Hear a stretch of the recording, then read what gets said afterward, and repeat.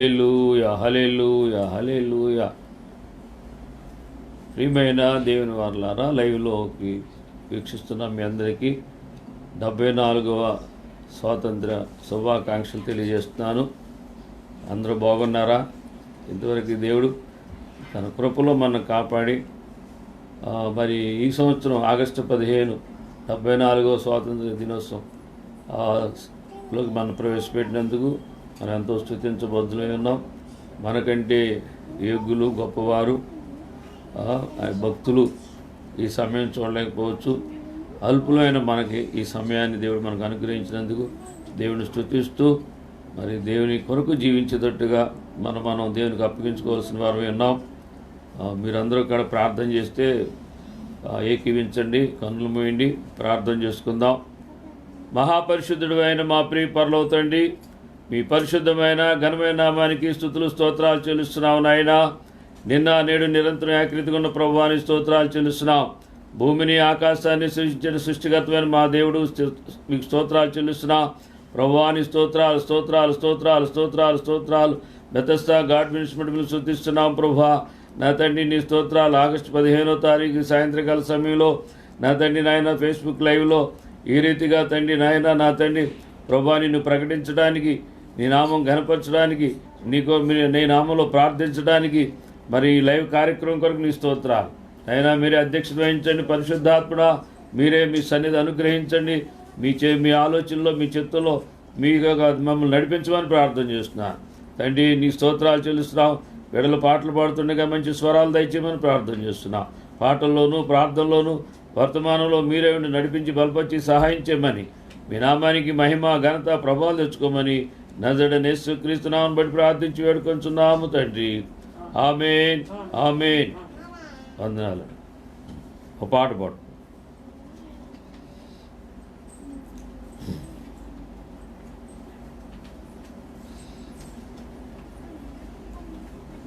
Hallelujah, praise Lord, hallelujah.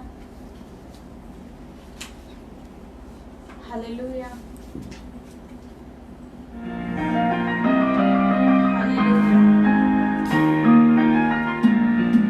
Welcome to Digital Gospel.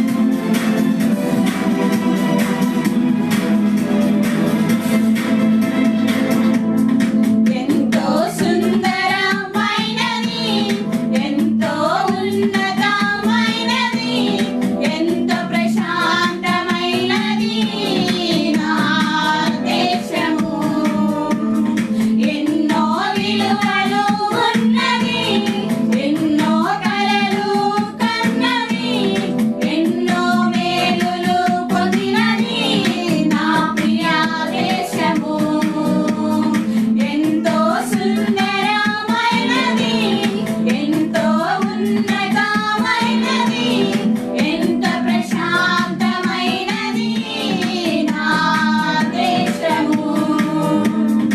ఎన్నో విలువలు ఉన్నది, ఎన్నో కలలు కన్నది, ఎన్నో మేలులు పొందినది నా ప్రియ దేశము. I love my India, I love my India, I love my India, I pray for my India. I love my India, I love my India, I love my India, I pray for my India. Hallelujah. Hallelujah hallelujah.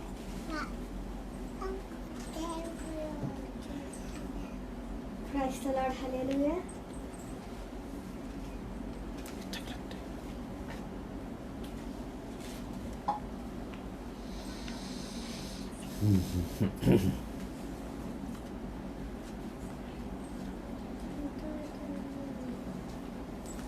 Praise the Lord, hallelujah.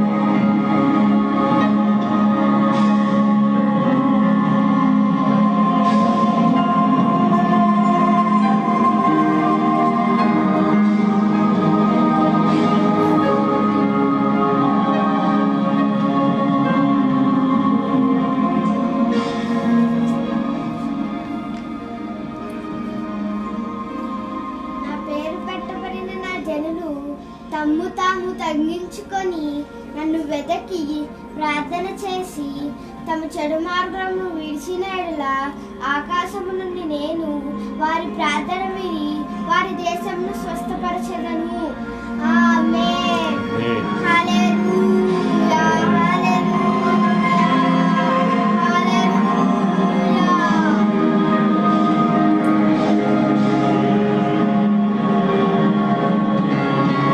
ఓ దేవా దయా చూపుమయ్యా, దేశాన్ని బాగు చేయుమయ్యా, నీ ప్రజల మొరను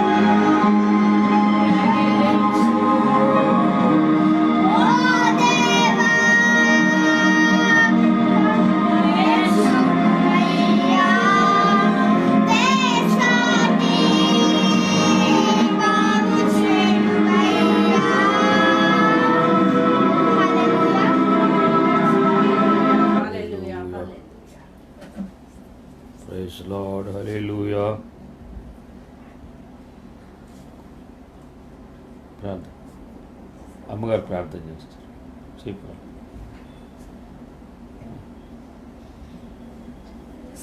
స్తోత్రం నాయన పరిశుద్ధుడ ప్రేమ కలిగిన దేవాదయగల తండ్రి నీ స్తోత్రాలు చెల్లించుకుంటున్నావు. ఇప్పుడు వరకు నాయన స్తోత్రాలు చెల్లించుకుంటున్నావు. పాటల ద్వారా మహిమ పొందిన తండ్రి నీ స్తోత్రాలు ప్రభా తండ్రి నాయన.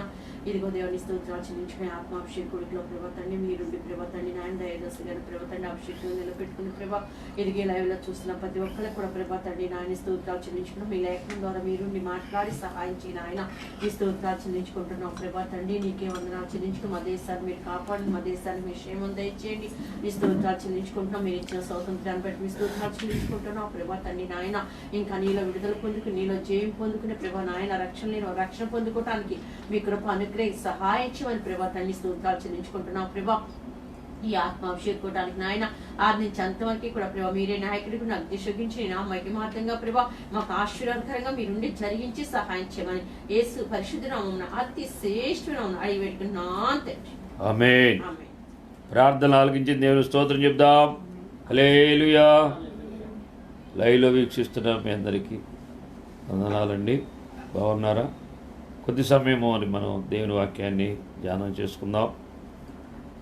ఈ యొక్క స్వాతంత్ర దినోత్సవం సందర్భంగా 74వ స్వాతంత్ర దినోత్సవంలోకి దేవుడు మనల్ని ప్రవేశపెట్టాడు. స్వాతంత్ర్యము అంటే స్వేచ్ఛ, విడుదల. బ్రిటిష్ వారు కింద మనము అణచబడి బానిసలుగా ఓటు హక్కు కానీ పౌర హక్కులు కానీ వాక్ స్వాతంత్ర్యం కానీ ఏమీ లేని పరిస్థితుల్లో ఒక మనిషికి ఉండవలసిన హక్కులు, ప్రాథమిక హక్కులు కూడా లేని పరిస్థితుల్లో మరి గాంధీగా అనేక మంది త్యాగం చేసి పోరాటం చేసి సత్యాగ్రహాలు చేసి బ్రిటిష్ వారిని అనేక రీతిలుగా భయపెట్టి బాధపెట్టి ఎట్లయితే స్వాతంత్రాన్ని సంపాదించుకున్నారు, ఎంతోమంది త్యాగం చేశారు. దైవభక్తులుగా మరి దేశభక్తులుగా గాంధీ గారు ఇంకా అనేక మంది భక్తులు పోరాట ఫలితమే ఈ యొక్క స్వాతంత్ర పోరాటంలో క్రైస్తవులు కూడా ఉన్నారని, ప్రముఖంగా మరి దైవభక్తి కలిగి క్రైస్తవులు కూడా ఈ పోరాటంలో పాల్పొంపులు పొందారని చరిత్ర చెబుతుంది. ప్రియులారా, ప్రతి క్రైస్తవుడు, భారతీయుడు, హైందవుడు, క్రైస్తవులు దేశాన్ని ప్రేమించి దేశం కొరకు ప్రార్థన చేసి ఆ దేశానికి క్షేమం కలిగించాలని, అట్లాగే దేశాన్ని పరిపాలించే మరి పాలకులు, మరి ప్రధాని కానీ రాష్ట్రపతి కానీ కేంద్ర మంత్రివర్గం కానీ రాష్ట్రాల ముఖ్యమంత్రులు, గవర్నర్లు, పాలకులు, అధికారులు అందరి కొరకు క్షేమం కొరకు మనం ప్రతిరోజు కూడా మనం భారంతో ప్రార్థన చేస్తున్నాం. మన భారతదేశము, ప్రపంచ దేశాలు, సమస్త మానవాళి మరి దేవుని తెలుసుకోవాలని, పాప విమోచన పొందాలని, రక్షణ పొందాలని, నరకానికి ఎవరు వెళ్ళకూడదని, దేవుని పాపం నుంచి విడుదల పొంది దేవుని సన్నిధికి ప్రతి ఒక్కళ్ళు వెళ్ళాలనే ఒక ఉద్దేశంతోనే మనం ప్రార్థన చేస్తున్నాం. దీని వాక్యం మనకి ఏం తెలియజేస్తుందంటే, అపోస్తలుడైన పౌలు గలతీ సంఘంతో చెబుతారు. 5వ అధ్యాయం 1వ వచనంలో ఏం రాయబడిందంటే, ఈ స్వాతంత్ర్యము అనుగ్రహించి క్రీస్తు మనలను స్వతంత్రులుగా చేసి ఉన్నాడు, కాబట్టి మీరు స్థిరముగా నిలిచి మరలా దాస్యమును కాడి కింద చిక్కుకొనకుడి అని పౌలు గారు చెప్తున్నారు. ఇక్కడ మనం ఇందాక మనం బ్రిటిష్ వారి నుంచి మనకి స్వాతంత్రం వచ్చింది. మనకి ఒక నిర్బంధాల నుంచి, బానిసత్వం నుంచి, ఏ హక్కు లేని పరిస్థితుల నుంచి కొన్ని హక్కులు, ప్రాథమిక హక్కులు సంపాదించుకోవడానికి కొన్ని హక్కులు సంపాదించుకున్నాం. అది మన ప్రజల్ని మనమే పరిపాలించేటట్లుగా ఒక రాజకీయ అధికారాన్ని మనం పొందుకున్నాం. కనుక ఇక్కడ మనం గమనించినప్పుడు వాక్యము రాజకీయ స్వాతంత్ర్యం గురించి చెప్పట్లేదు, లోక స్వాతంత్ర్యం గురించి, లోక రాజ్యాల గురించి చెప్పట్లేదు, కానీ ఆధ్యాత్మికమైన స్వాతంత్ర్యం గురించి పౌలు గారు గలతీ సంఘంతో చెప్తున్నాడు. మనం చూసుకున్నప్పుడు మన దేశానికి రాజకీయ స్వాతంత్రం వచ్చింది కానీ ఆర్థిక స్వాతంత్రం రాలేదు. బ్రిటిష్ వారు పోయారు, నల్లవారు తెల్లదొరలు పోయి నల్లదొరలు వచ్చారు. అలాగే ఆర్థికంగా పేదలు ఇంకా పేదలు అవుతున్నారు, ధనికులు ఇంకా ధనికులు అవుతున్నారు. అన్యాయము అక్రమము మరి ఈ లోకంలో ఏలుబడి చేస్తుంది. కనుక మనకి ఈ లోక సంబంధంగా చూసుకున్న ఆర్థిక స్వాతంత్రం రావాలి, సామాజిక స్వాతంత్రం రావాలి. సామాజిక స్వాతంత్రం అంటే కులాలకు సంబంధించిన, జాతులకు సంబంధించిన వైషమ్యాలు, వర్గభేదాలు ఇవన్నీ పోవాలి. ఏమో వాడికి లేదు. ఇప్పుడు చాలామంది చాలా రాష్ట్రాల్లో ఇంకా మరి పేదలు అణచబడుతున్నారు. మరి నిమ్న కులాలని ఎస్సీలు ఎస్టీలు మీద దాడులు ఇవన్నీ ఏం తెలియజేస్తుందంటే మరి మనకి సామాజిక స్వాతంత్రం లేదు. ప్రతి పౌరుడు ప్రతి మనిషి కూడా మానవుడు, ఆ మనిషి మరి హక్కులుని, ఆ మనిషి స్వేచ్ఛగా మరి జీవించవచ్చు అనేది కాకోకుండా మరి కులాలను బట్టి వేరుపరిచి హీనపరిచి అనేక రీతులుగా సమాజంలో వెలివేయబడుతున్నారు. కనుక సామాజిక స్వాతంత్రం కూడా రావాలి. ఇది ఈ మూడులో కూడా రాజకీయ స్వాతంత్రము, ఆర్థిక స్వాతంత్రము, సామాజిక స్వాతంత్రము ఇది లోక సంబంధమైంది. ఇక్కడ దేవుని వాక్యం చెప్పే స్వాతంత్రం ఏంటంటే ఆధ్యాత్మిక స్వాతంత్రము, ఆత్మ సంబంధమైనది. అంటే మనం దేవుణ్ణి కలిగిన వారు అనేక ఆచారాలు కలిగి నిజదేవుణ్ణి తెలియక, నిజభక్తి లేక, దేవుని యందు భయభక్తులు లేక లోకంలో ఎంతోమంది భక్తి చేస్తున్నారు. కానీ ఆ భక్తి వాళ్ళకి ధైర్యాన్ని ఇవ్వటం లేదు, ఆ భక్తి వాళ్ళకి ఫలాన్ని ఇవ్వటం లేదు. ఏదో ఒక రకమైన మరి మనసుకి ఆత్మకి తృప్తి కలిగేటట్లుగా ఒక దేవుణ్ణి ఏర్పాటు చేసుకుని ఆ దేవుణ్ణి పూజించి సేవిస్తున్నారు. కానీ ఇక్కడ చెప్పే పాపము నుంచి విడుదల. యేసు ప్రభువు ఏ పాపము లేనివాడు, పరిశుద్ధంగా జీవించి నీతిని జరిగించి దేవుని కుమారుడుగా పరలోకంలో నుంచి వచ్చి పరలోకానికి వెళ్ళినవాడు. అటువంటి యేసు ప్రభువు పాపమును జయించినవాడు, పాపుల్ని ప్రేమించినవాడు, పాపాన్ని నుంచి విడిపించి విమోచకుడిగా మన రక్షించడానికి తన ప్రాణాన్ని బలియాగముగా సమర్పించుకుని మనకి సమస్త మన యొక్క పాపాలన్నిటి మీద మన యొక్క మనస్సులో, హృదయంలో, తలంపుల్లో, ఆలోచనలో, క్రియలో మన అవయవాల ద్వారా, మన మనసు ద్వారా, మన హృదయం ద్వారా ఆ యొక్క దుష్టుడు ఆలోచనలు, దుష్టుడు యొక్క తలంపులు, దుష్టుడు యొక్క మాటలు, ఈ దుష్టుడు యొక్క క్రియలు అన్నిటినీ కూడా మనకు విడుదల వచ్చినట్లుగా వస్తేనే ఆ స్వాతంత్ర్యమును మనం భక్తి అనేది, శక్తి అనేది, విడుదల అనేది ఈ స్వాతంత్రం వచ్చినప్పుడే, పాపం మీద స్వాతంత్రం వచ్చినప్పుడు మన కన్ను మీద, మన యొక్క నేత్రాశ మీద, అదే మనం చూసేదాని మీద, వినేదాని మీద, మాట్లాడే మాట ఆ యొక్క నోరు మరి అదుపులో పెట్టుకోవటం, అలాగే ఏది మాట్లాడాలో మాట్లాడటం, ఏది మాట్లాడకుండా ఉండటం, ఇవన్నీ కూడా ఆత్మ సంబంధమైన దేవుని యొక్క ఆత్మ అధికారం కింద ఉన్నవారు దేవుడు నోటికి తోడుగా ఉండి దేవుడు మరి కంట్రోలింగ్లో ఉండే విధమే మనము ఆత్మానుసారంగా మనం విడుదల పొందుకున్న అనుభవంలోకి మనం వెళ్తాము. ఇంకా ఇక్కడ మరి పౌలు గారు కొరింథీ రాసిన సంఘముతో అంటున్నాడు, 2 కొరింథీ 3వ అధ్యాయం 17వ వచనం అన్నాడు, ప్రభువే ఆత్మ, ప్రభు యొక్క ఆత్మ ఎక్కడ ఉండునో అక్కడ స్వాతంత్ర్యం ఉండును. యేసు ప్రభుల వారు మనకి విడిపించటానికి విమోచకుడుగా మన రక్షించి మనకి స్వేచ్ఛని, స్వాతంత్రాన్ని, దేని మీద స్వాతంత్రం? మతకట్టుల మీద, కులకట్టుల మీద, లేకపోతే పాపం యొక్క పాపం యొక్క ఆలోచనలో, పాపం యొక్క క్రియల్లో, పాపేచ్ఛల్లో, ఇవన్నీ పాపం మీద మనకి జయము యేసు ప్రభు ఇచ్చాడు.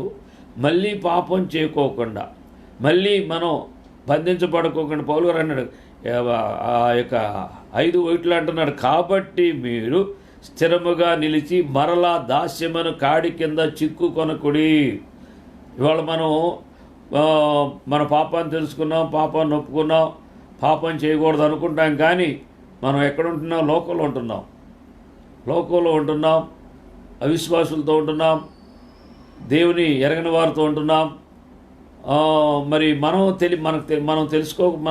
మనకి గ్రహించుకోకుండానే మన స్నేహితుల ద్వారానో, మారని స్నేహితుడు, మారని తల్లిదండ్రులు, మారని సహోదరులు, మారని ఇరుగు పొరుగు వారి ద్వారా మనకు తెలియకోకుండానే మళ్ళీ ఒక ఆచార ప్రకారమైన ఆచారాల్లోకి, అలాగే భక్తి ఆచారాల్లోకి, లోకాచారాల్లోకి ఆ రీతిగా మనము మళ్ళీ బంధించబడేటట్లుగా మనం మోసగించబడుతున్నాం. సాతాను కాడి అనే మాట ఏంటంటే బరువు. సాతాను కాడి అంటే సాతాను భారం మోసేదన్నమాట. ఇక్కడ యేసుప్రభు నా కాడి సులువు అంటున్నాడు. కనుక యేసుప్రభులో భక్తి అనేది చాలా సులువుగా, చాలామంది భక్తి చాలా కష్టంగా చేస్తూ ఉంటారు. చెప్పులు వేసుకోకుండా 40 రోజులు, లేకపోతే 3 గంటలకి 4 గంటలు లేచి సన్నీళ్ళు స్నానాలు, లేకపోతే ఉపవాస దీక్షలు, ఇలా ఎంతో కఠినమైన భక్తి చేస్తూ ఉంటారు. నేను చేశాను. నా చిన్నప్పుడు మా తల్లిగారు 4ంటికి చెరుకు స్నానాలకి, లేకపోతే గుళ్ళకి ఎన్నో రీతిలుగా మా చిన్న వయసులో తిప్పారు. కనుక తెలియనికోకుండానే భక్తి చేస్తూ ఉంటాం. పెద్దోళ్ళైనా కాడ అదే చేస్తూ ఉంటాం. చిన్నప్పుడు ఏదైతే తల్లిదండ్రుల ద్వారా నేర్చుకున్నామో, వాళ్ళు చూసామో, మనం అదే ఆ కాడి కిందే ఉంటాం. కానీ నా చిన్న అనుభవం చెప్తున్నాను. మా అమ్మగారు గుడి తీసుకెళ్తే ఏ దేవుడికి దండం పెట్టకపోతే ఆ దేవుడికి కోపం వస్తుందేమోనని భయపడేవాడిని. ఇప్పుడు అసలు ఆ భయమే లేదు. ఒకే దేవుడు. మన యొక్క మనస్సుతో, మన యొక్క విడుదల కలిగిన మన మనస్సు, మన హృదయము ఆ ఎరిగిన దేవుడికి మనం ఎలా దేవుని సేవించుకోవాలో, ఎలా దేవుని యందు భయభక్తులు కలిగి ఉండాలో, ఎలా దేవునికి ప్రార్థన చేయాలో అనే అనుభవం పరిశుద్ధాత్మ ద్వారా మనము తెలుసుకోగలుగుతాం. అందుకే ప్రభు ఆత్మ ఎక్కడ ఉండునో అక్కడ స్వాతంత్ర్యం ఉండును. కొంతమంది సాకులు చెప్తారు. దేవుని మందిరానికి ఎందుకు రాలేదంటే ఏదో సాగు చెప్తారు. ప్రార్థన చేస్తారంటే సాగు చెప్తారు. లేకపోతే ఏమైనా పరిచర్య చేస్తామంటే సాగు చెప్తారు. అంటే వాళ్ళకి విడుదల లేదు. ఏం విడుదల ఎందుకు లేదంటే వాళ్ళకి ఆత్మ లేదు. ఆత్మానుసారమైన అనుభవం లేదు. ఆత్మ సత్యము కనుక వీళ్ళకి ఏం లేదంటే వాక్యము గ్రహింపు లేదు. వాక్యము వాళ్ళకి తెలియదు కనుక, వాక్యానుసరమైన ప్రార్థన జీవితం లేదు కనుక, దేవునికితో సహవాసం లేదు కనుక వాళ్ళ దుష్టుని ఏదో ఒక రూపంలో వాళ్ళని ఆటంకపరుస్తూ ఉంటాడు. కనుక ఆటంకపరిచే దుష్టుడిని జయించాలంటే దేవుని ఆత్మను కలిగి ఉండాలి. అందుకనే యేసు ప్రభు వెళ్ళి పరిశుద్ధ ఈ తండ్రి ఆత్మని, క్రీస్తు ఆత్మ అన్నా తండ్రి ఆత్మ అన్నా ఒకటే. ఆయన పంపించిన ఆత్మ మనకి విడుదల కలిగించటానికి, మనలోకి పాపం రాకోకుండా, మన ఆలోచనలో పాపం లేకుండా, మన పనుల్లో క్రియల్లో పాపం లేకుండా, దేవుని యొక్క వాక్యానికి లోబడి దేవుని ఆత్మ నడిపింపులో మనం నడవాలని దేవుడు మనకు ఒక పరిశుద్ధాత్మను పంపించాడు. ఆయన ఉత్తరవాదిగా ఉండి, ఆయన మనకి బోధకుడిగా ఉండి, జ్ఞాపకం చేసేటట్టుగా ఉండి, బలహీనలో బలపరిచి, కుంగిరి స్థితిలో లేవనెత్తి, దేవుని ఆత్మ మనని ఒక సహాయకుడిగా మనకి దేవుడు పంపించిన ఆ ఆత్మను మనం పొందుకోవాలి. విశ్వాసంతో పొందుకోవాలి. విధేయతతో ఆత్మను కలిగి జీవించాలి. అప్పుడే నిజముగా మనం ఏది చూడకూడదో అది చూసే మనసు ఉండదు, ఏది వినకూడదో అది వినే మనసు ఉండదు, ఏది మాట్లాడకూడదో అది ఆత్మ ద్వారా మనకు విడుదల కలగాలి. కొంతమంది భక్తి నటిస్తూ ఉంటారు. ఊళ్ళో భక్తుల దగ్గర ఎంతో వినయం చూపిస్తూ ఉంటారు. చాలా పెద్ద మంచి భక్తులండి వీళ్ళు అనుకుంటాం. అంతా ఉట్టిదే, ఆ కాసేపే, ఆ మనుషుల దగ్గర వేషం తప్పితే. కానీ ఆత్మ కలిగిన వాడు ఇంటిలోనూ భక్తిగా ఉంటాడు, అలాగే ఊళ్ళో భక్తిగా ఉంటాడు, అలాగే లోకంలో సమాజంలో భక్తిగా ఉంటాడు. కనుక అటువంటి భక్తి యథార్థమైన భక్తి ఎక్కడ వస్తుందంటే యథార్థమైన హృదయంలోంచి యథార్థమైన భక్తి వస్తే ఆ భక్తి శక్తిగా అనేక మంది విడుదల లేని వాళ్ళకి విడుదల ఇచ్చి ఆ దేవుడు ఆ నోటిని దీవించి ఆ వాక్కుని దీవించి అది ఆ యొక్క ఎవరైతే దేవుని యందు ఆశపడతారో విడుదల కోరుకుంటారో పాప క్షమాపణ కోరుకుంటారో ప్రభు యొక్క రక్షణ కోరుకుంటారో ప్రభు మార్గాన్ని తెలుసుకోవాలనుకుంటారో వాళ్ళ ద్వారా దేవుడు మరి ఈ యొక్క నడిపింపులోకి ఆత్మీయ నడిపింపులోకి ఆత్మ విడుదలలోకి మనం తీసుకొస్తాడు. కనుక మనము ఆత్మ సంబంధమైన విడుదల కలిగి ఉండాలి. విడుదల పొందుకున్న తర్వాత మళ్ళీ దాస్యమనే కాడి కిందకి మనం వెళ్ళకూడదని దేవుని వాక్యము మనని హెచ్చరిస్తుంది.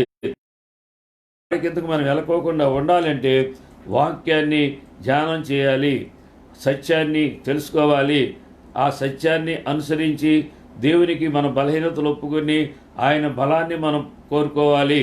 అలాగే మనకి తెలియని విషయాలు పరిశుద్ధాత్ముడు తెలుసు కనుక ఆ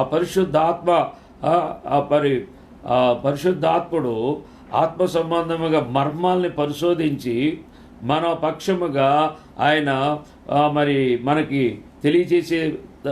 తెలియజేసేవాడుగా పరిశుద్ధాత్ముడు ఉంటాడు.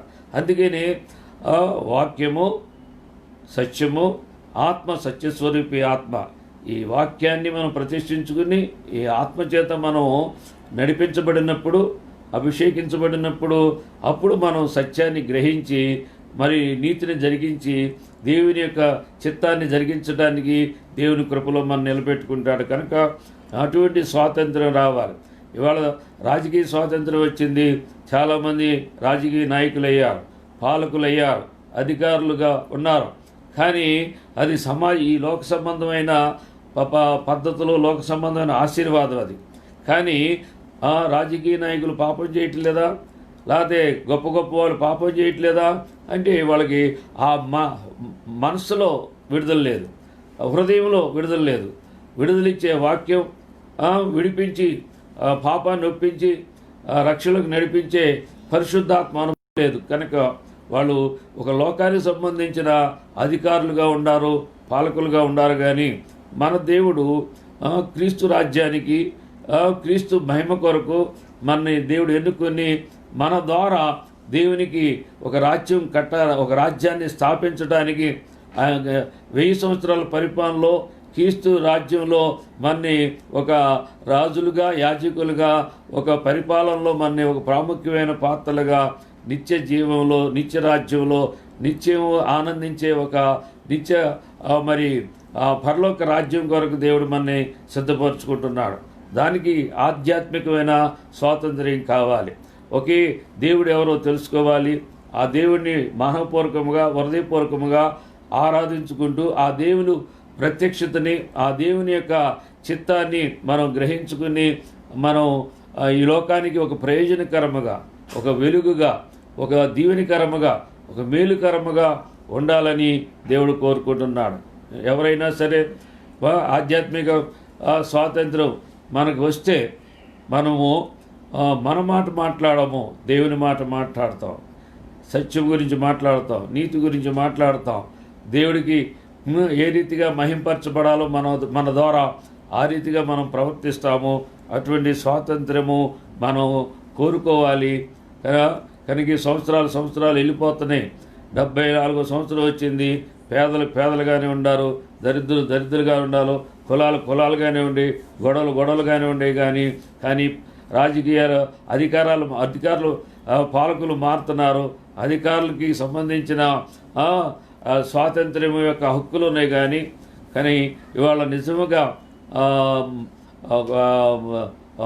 డబ్బులు తీసుకోకుండా ఓటు వేసేవాళ్ళు కానీ, డబ్బులు ఇవ్వకోకుండా మరి ఆ యొక్క అధికారము సంపాదించుకునేవాళ్ళు కానీ, అటువంటి నీతి వాళ్ళు లేదంటే కారణం ఏంటంటే ప్రతి మనిషిలో పాపం ఏలుబడి చేస్తుంది, ప్రతి మనిషిలో స్వార్థం ఏర్పాటు చేస్తుంది, ప్రతి మనిషిని దుష్టుడు మోసం చేస్తున్నాడు. కనుక ఆ యొక్క దురాలోచనలతో, ఆ లోకాశలతో అనేక మంది అన్యాయముగా, అక్రముగా మరి అధికారాలు పొందుకుంటున్నారు.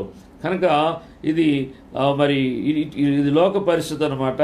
కనుక ఇప్పుడు వాక్యం చెప్పే స్వాతంత్రము మన యొక్క ఆత్మలో స్వాతంత్రం, మన ఆత్మలో విడుదల, మన యొక్క మనస్సులో విడుదల, మన శరీర సంబంధమైన క్రియల్లో విడుదల అనేది వాక్యము ద్వారా కలిగిస్తాడు దేవుడు. కనుక మనం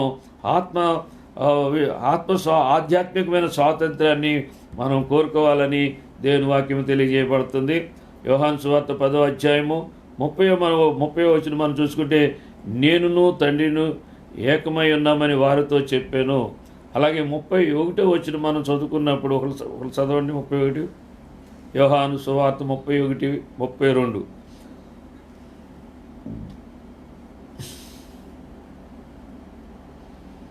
మీ తీసేటప్పుడు నేనే చెప్తాను.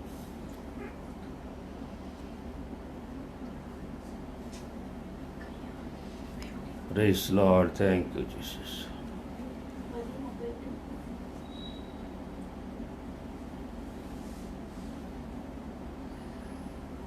యూదులు ఆయనను కొట్టవలనని మరలా రాళ్ల చేత పట్టుకొనగా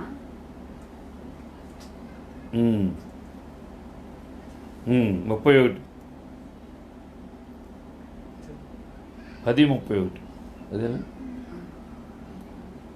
కనుక మీరు భయపడకుండా చదవండి. చదువు.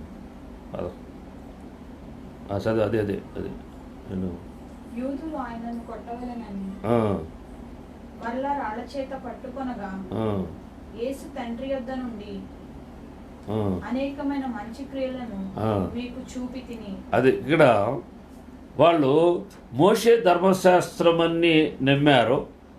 ధర్మశాస్త్రం చెప్పినట్టుగా నిక్కచ్చిగా ఆచారాలు ఆచరించారు. కానీ ధర్మశాస్త్రాన్ని విశ్వసించారు, భక్తి చేస్తున్నాం అనుకున్నారు.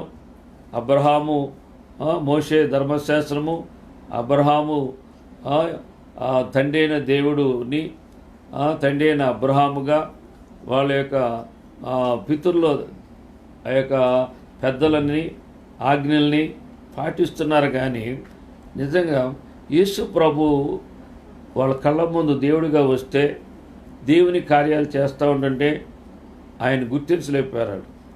యూదులు ఆయన్ని గుర్తించలేకపోయారు. ఆయన కొట్టాలనుకున్నారు, రాళ్ళు పట్టుకున్నారు. అక్కడ యేసు ప్రభు అన్నాడు, యేసు తండ్రి యొద్ద నుండి అనేకమైన మంచి క్రియలను మీకు చూపితిని, వాటిలో ఏ క్రియ నిమిత్తము నన్ను రాళ్లతో కొట్టుదులని వారిని అడిగాను. ఇక్కడ మనము అందుకని అన్నాడు 30వ వచనం, నేనును తండ్రిను ఏకమై ఉన్నామని వారితో చెప్పిన. అయినా నమ్మట్లా. యేసు ప్రభు చెప్పే మంచి క్రియలు కానీ మంచి మాటలు కానీ నమ్మట్లేదు. అంటే ఒక సత్యాన్ని నమ్మటం లేదు, ఒక మంచిని నమ్మటం లేదు. ఒక మంచి చేస్తుంటే అసూయపడుతున్నారు, ద్వేషిస్తున్నారంటే వాళ్ళు భక్తి ఎట్ట అవుద్ది? అందుకని వాళ్ళని ఖండించాడు అక్కడే. యేసు 32వ వచనం, యేసు తండ్రి యొద్ద నుండి అనేకమైన మంచి క్రియలను మీకు చూపితిని, వాటిలో ఏ క్రియ నిమిత్తము నన్ను రాళ్లతో కొట్టుదని వారిని అడిగాను. అందుకు యూదులు, నీవు మనుషుడివై ఉండి దేవుడినని చెప్పుకొనుచున్నావు గనక దేవదూషణ చేసినందుకే నిన్ను రాళ్లతో కొట్టుదము కానీ మంచి క్రియ చేసినందుకు కాదని ఆయనతో చెప్పి. ఇలా యేసు ప్రభు నువ్వు క్రీస్తువా అంటే మీరు అవునన్నట్టుగా మీరు అని వాళ్ళకి సుష్టముగా చెప్పలేదు. ఎందుకంటే వాళ్ళు నమ్మరు, వాళ్ళు లోబడరు, ధర్మశాస్త్రం అనే కాడి కింద ఉండారు, వాళ్ళు కృపలోకి రారు, ఆ ప్రభు రక్షణ కోరుకోరు అనేది యేసు ప్రభువుకు తెలుసు. అయినా ఆయన బోధిస్తున్నాడు ఎవరికంటే ఆ కృపలో రక్షించబడటానికి, సత్యాన్ని నమ్మటానికి, దేవుడిని మాట దేవుడిని విశ్వసించేటట్లుగా కొంతమంది ఉన్నారు. అందుకనే యేసు ప్రభు 3.5 సంవత్సరాలు తన పని కొనసాగించి తన బోధ విశ్వసించిన వాళ్ళు, చెడుతనాన్ని వదులుకున్న వాళ్ళు, విడుదల కోరుకున్న వాళ్ళు రక్షించబడినట్లుగా మనం చూస్తున్నాం. ఇప్పుడు కూడా అంతే.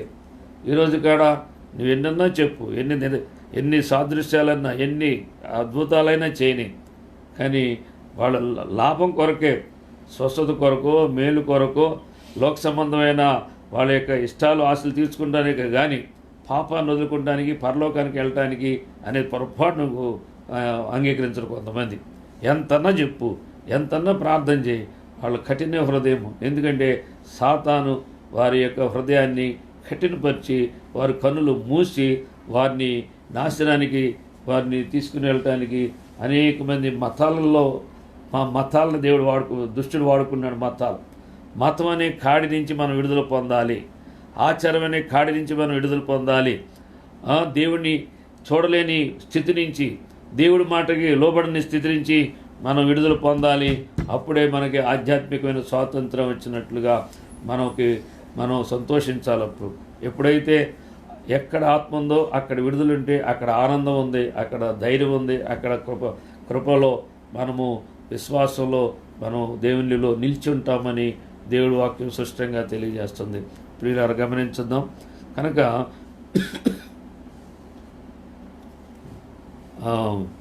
యోహాను సువార్త వాళ్ళకి ఎంత స్పష్టంగా చేసినా, ఎంత క్లియర్గా చెప్పినా వాళ్ళ మట్టికి విశ్వాసంలోకి రావటం లేదు, విధేయత చూపించట్లేదు, దేవుని రక్షణ కోరుకోవట్లేదు. 14:9 అంటాడు యేసు, ఫిలిప్పు, నేనింతకాలము నీ యొద్ద ఉండినను నీవు నన్ను ఎరగవా? నన్ను చూసినవాడు తండ్రిని చూసి ఉన్నాడు గనక తండ్రిని మాకు కనపరచమని ఎలా చెప్పుచున్నావు అని ఫిలిప్తో చెప్తాడు. నా తండ్రిని కనపరచమంటే అప్పుడు నేను తండ్రి ఒకటే అంటున్నాడు.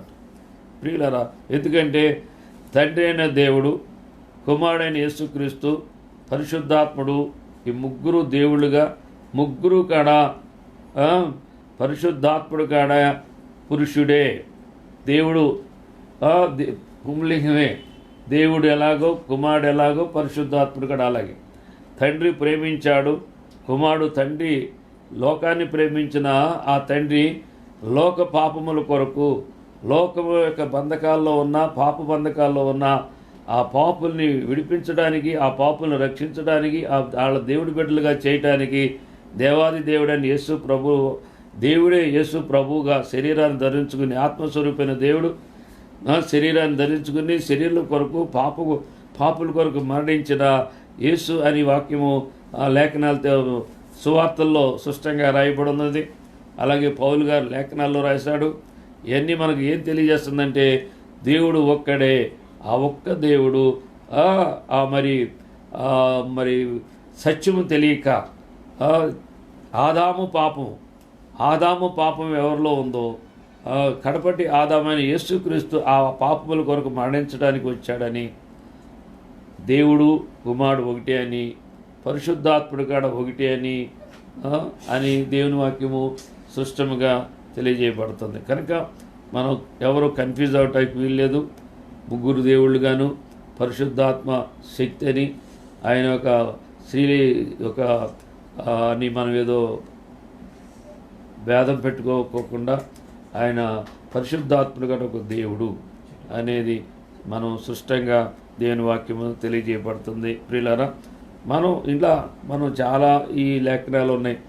ఎవరు ఏది చెప్పినా లేఖనాన్ని అనుసరించి పరిశుద్ధాత్మ చేత మనం నేర్చుకోవాల్సిన వారమే కానీ మన సొంత ఆలోచనలు, మన సొంత జ్ఞానం పెట్టి ఏం మాట్లాడినా మనం ఏమవుతుందో అంటే మోసగించబడతాం, అనేక మందిని మోసంలో పెడతాం. కనుక మనము దేవుడిని దేవుడిగా మనం తెలుసుకుని ఆ దేవునికి మనం లోపడితే మనము ఆ యొక్క సాతాను యొక్క కాడి కింద, ఆ మత కాడి కింద, ఆచారాల కింద, లోకాచారాల కింద మనం లేక దేవుని వాక్యం చెప్పినట్టుగా, దేవుని ఆత్మ మనం నడిపించినట్లుగా మనం నడిస్తే నిశ్చయముగా మనం దేవుని యొక్క ఆలోచనలో, దేవుని చిత్తంలో మనం ముందుకు నడుస్తాం, దేవుని సన్నిధికి చేరతాం. కనుక మరి మనం ఎంతసేపు నమ్మవలసింది ఏంటంటే మార్పు, ఆత్మ సంబంధమైన మార్పుని మనం కోరుకోవాలి, ఆత్మలో విడుదల కోరుకోవాలి, ఆత్మానుసారమైన మరి దేవుణ్ణి మహింపరచేటట్లుగా ఆత్మలో మనం జీవించాలని ప్రభు మన నుంచి కోరుకుంటున్నాడు. ప్రభు ఈ మాటలు దీవించునుగాక. ఆమేన్. ఒక పాట పాడు.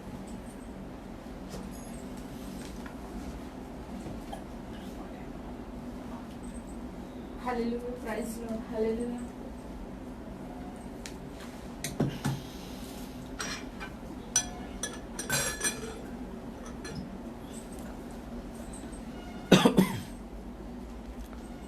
Praise Lord. Hallelujah. Praise Lord. Hallelujah.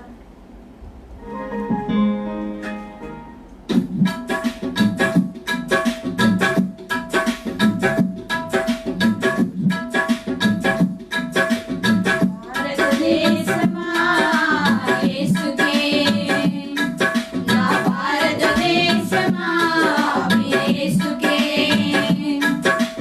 భారతదేశమా యేసుకే, నా భారతదేశమా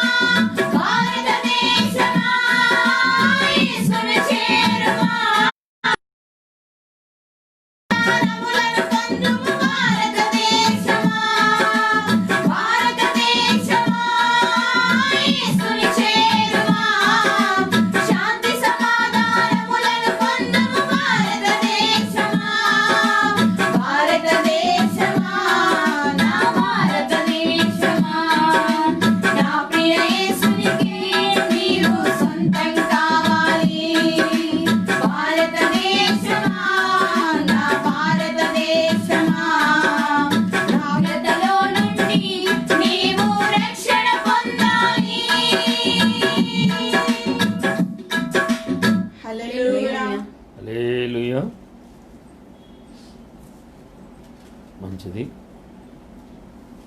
లైవ్లో వీక్షిస్తున్న మీ అందరికీ ప్రభు పేరట 74వ స్వాతంత్ర శుభాకాంక్షలు తెలియజేస్తున్నాను. ప్రభువే ఆత్మ, ఎక్కడ ఆత్మ ఉంటే అక్కడ విడుదల ఉంటుంది. కనుక ఈ వాక్యాన్ని ఎత్తిపెట్టుకొని ఆధ్యాత్మికంగా విడుదల పొందాలని, ప్రభు యొక్క ఆత్మశక్తి, ఆత్మ అభిషేకంతో మనం ప్రభు మహిమ కొరకు పనిచేయాలని దేవుడు హెచ్చరిస్తున్నాడు.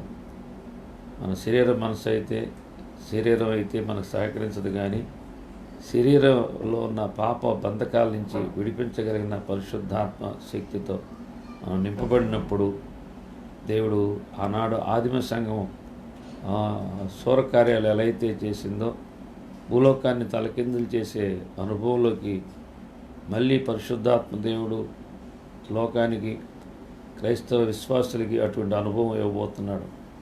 ఈ లాక్డౌన్లో మనం అడగవలసింది, నేర్చుకోవాల్సింది అదే. ఆత్మ సంబంధమైన విడుదల కోరుకొని ఆత్మ సంబంధమైన జీవితాన్ని జీవించడానికి ఈ లాక్డౌన్లో దేవుడు మనకు అవకాశం ఇచ్చాడు.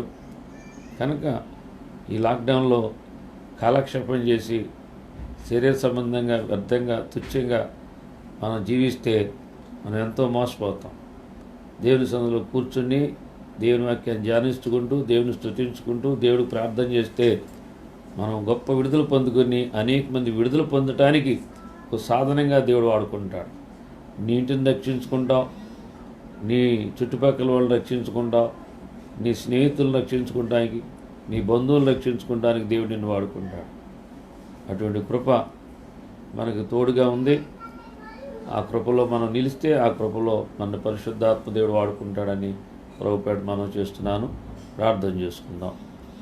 అలాగే రేపు ఉదయం 5 గంటల నుంచి 7 గంటల వరకు దేశ ప్రజల క్షేమం కొరకు ప్రతిరోజు ప్రార్థన జరుగుతున్నాయి. ఆ ప్రార్థనలో మీరు ఎవరైనా సరే ఏకీపించాలి. ఆ ప్రార్థన నేను చేయాలి. ఆ ప్రార్థన పరిచర్లో పాల్పంపులు పొందాలంటే 2 నెంబర్లు మనం ఇస్తున్నాం. ఆ 2 నెంబర్లకి ఏదో ఒక నెంబర్కి మీరు కాల్ చేసి ఆ ప్రార్థనలో ఏకీపించవచ్చు. అది మీకు మంచి అవకాశం. ఈ ప్రార్థన, నువ్వు చేసే ప్రార్థన ప్రపంచం అంతా కాడ మరి మన ప్రార్థన ఎవరైనా వినొచ్చు. కనుక మనం చేసే ప్రార్థన దేవునికి పెట్టే మొర వ్యర్థం కాదు. ప్రజల క్షేమం కొరకు, ప్రజల రక్షణ కొరకు, అనేక మంది మారుమనసు కొరకు, దేవుడి మహిమ కొరకు మనం కార్చిన కన్నీరు, మనం పెట్టిన మొర్ర మనకు దేవుడు ఫలితాన్ని ఇస్తాడు. కనుక మనం 5 గంటలకే లేచి ప్రార్థనకి మీరు సిద్ధపడాలని మరి సంఘ విశ్వాసులకి నేను చెప్తున్నాను. ఏ సమయంలో అయినా మీకు కాల్ చేసినప్పుడు సిద్ధంగా ఉండి ప్రార్థన చేయాలి. అలాగే బయట వాళ్ళు ఎవరైనా సరే, ఏ సంఘమైనా ఎవరైనా ప్రార్థన చేసే విశ్వాసం, విధేయత, దేవునికి ప్రార్థన చేస్తాను అనే ఒక ఆత్మ సంబంధమైన మనసుంటే ఎవరైనా ప్రార్థన చేస్తే దానికి ఫలం పొందుతారు అని నేను ప్రభుపేట మనం చేస్తూ, అలాగే నేను ప్రార్థన చేసుకుందాం. కన్నుల మేండి ఈ మాటలు దేవుడు దీవించును గాక. పరిశుద్ధుడైన తండ్రి, ప్రేమగల యేసు ప్రభు, నీ స్తోత్రాలు చెల్లిస్తున్నావు నాయన. జీవము గల దేవుడి నీ స్తోత్రాలు అయ్యా. ఈరోజు మరి 74వ స్వాతంత్రము మాకు వచ్చినదని ఎంతోమంది వేడుకలు చేసుకుంటున్నారు. ఆనందంగా కొంతమంది ఉంటున్నారు, కానీ కొంతమంది చాలా నిరుత్సాహంగా ఉంటున్నారు. అయ్యో, ఎన్ని సంవత్సరాలు స్వాతంత్రం వచ్చినా మాకు ప్రయోజనం లేదే, మేలు లేదే, విడుదల లేదే మాకు అని ఆర్థికంగా మేము సామాజికంగా కూడా ఏ మేలు పొందుకోలేకపోయాము అని చాలామందికి, కొంతమందికి స్వాతంత్రం అంటే విలువేంటో తెలియట్లేదు. కనుక ప్రియులారా, మరి నాయన ఆ యొక్క ప్రతి ఒక్కరికి విడుదల కలుగునుగాక. మనసులో, ఆలోచనలో, తలంపుల్లో, హృదయాల్లో పాపము యొక్క బంధకాలు విడుదల కలుగునుగాక. నీ నామంలో ఎవరైతే మొరపెడతారో వాళ్ళందరికీ విడుదల ఇస్తున్నందుకు నీ స్తోత్రాలు తండ్రి. నాయన, సాతాను కాడి కింద ఎవరున్నారో వాళ్ళు ఆ కాడిని విరగొట్టండి. నీ కాడి కిందకు రావడానికి సహాయం చేయండి నాయన. అవిశ్వాసులు విశ్వాసులుగా మారటానికి నాయన, నా తండ్రి పాపులు పరిశుద్ధులుగా మారటానికి, నీతి లేని వారికి నీతి కలిగించే నీతిశూరుడైన యేసు నీ నామంలో ప్రభా నాయన నీకు మొరపెట్టినప్పుడు ప్రభా నా తండ్రి నిశ్చయముగా నిన్ను విశ్వసించడం వల్ల, నీ మాట వినటం వల్ల పరిశుద్ధులు నీతిమంతులుగా మార్చబడతా తండ్రి. అటువంటి కృప ప్రతి బిడ్డకి దయచేయండి. ఇంకా నేను ఎవరు ఎరగని వారుగా నీకు దూరస్తులుగా ఉంటే నాయనా నా తండ్రి నిన్ను తెలుసుకుని నిన్ను విశ్వసించి నీ కృపకి నీ రక్షణకి పాత్రలో ఉన్నట్లుగా సహాయం చేయండి. పాపం యొక్క బంధకముల నుంచి కాడి నుంచి విడిపించమని, సాతాను కాడి నుంచి, ఆచారాల కాడి నుంచి, లోకాచారాల కాడి నుంచి, ధర్మశాస్త్రం కాడి నుంచి నా తండ్రిని విడిపించమని ప్రార్థన చేస్తున్నాను. ప్రభు సహాయం చేయండి. నేను నాయన నా తండ్రి ఇంతవరకు లైవ్లో వీక్షిస్తున్న బిడ్డలు, అలాగే నా తండ్రి నా ప్రభువా ప్రతి బిడ్డని మీరు జ్ఞాపకం చేసుకోండి. నా తండ్రి బిడ్డలకి ఏ భయమో చింత చికాకు లేకుండా ప్రతి ఒక్కరికి విడుదల ఇచ్చి సంతోషంగా సమాధానంగా నీలో ఆనందించే భాగ్యం దయచేయమని, అలాగే నీ దాసుడు కుటుంబాన్ని మాకు ఇచ్చిన సంఘాన్ని బిడ్డలందరినీ కానీ నీ చేతులుగా అప్పగిస్తున్నాను. రేపు నాయన దేశక్షేమం కొరకు ప్రార్థించే ప్రార్థనలో కూడా మాకు మంచి మెలకు ఇచ్చి ప్రార్థనలు మమ్మల్ని ఎత్తిపెట్టి బలపడి సహాయం చేయమని, అన్ని విషయాలు నేస్తం తోడుగుంచమని నజరుడైన యేసుక్రీస్తు నామమున బట్టి ప్రార్థించి వేడుకొంచున్నాం తండ్రి. ఆమేన్. పరమ తండ్రి అయిన దేవుని ప్రేమయు ప్రభువైన యేసుక్రీస్తు కృపయు పరిశుద్ధాత్మక అన్యోన్య సహవాసం ఇప్పుడున్న మనకు సకల పరిశుద్ధులకు విడుదల లేని వారికి విడుదల కలుగునుగా, నీ కృప తోడుగా ఉండునుగా. ఆమేన్. Praise lord. అందరికీ వందనాలు.